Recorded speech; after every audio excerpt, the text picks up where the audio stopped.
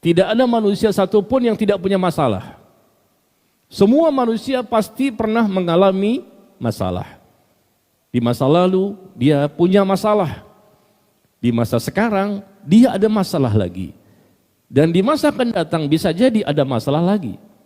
Memang Allah sudah takdirkan bahwa selama hidup di dunia manusia tidak ada yang lepas dari masalah, persoalan, dari ujian dan cobaan. Allah berfirman, "Alladzi khalaqal mauta wal hayata liyabluwakum ayyukum ahsanu amala." Allah menciptakan adanya kematian dan kehidupan untuk menguji siapa di antara kita yang terbaik amalnya.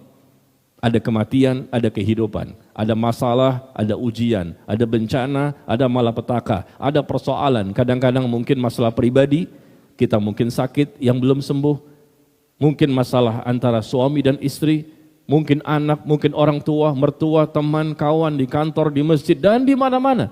Selalu ada masalah dan Allah izinkan itu terjadi. Setiap manusia, Allah izinkan masalah itu terjadi dan pasti ada hikmahnya. Terjadinya dengan izin Allah, tapi sebabnya siapa yang menyebabkan masalah tersebut? Sebagian besar masalah atau ujian itu disebabkan oleh perbuatan manusia itu sendiri. Maka akibat dampak dari perbuatan keburukan yang mereka lakukan, akhirnya Allah berikan mereka masalah. Kenali masalahmu.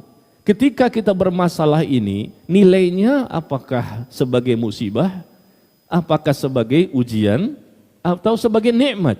Karena tidak semua masalah itu pasti bernilai negatif. Ada juga masalah itu ada, ternyata bagus buat kita.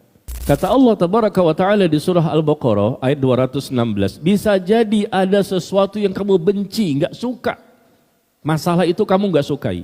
Tapi sebetulnya itu baik untukmu. Ada manfaat setelahnya yang kamu tidak mengetahui.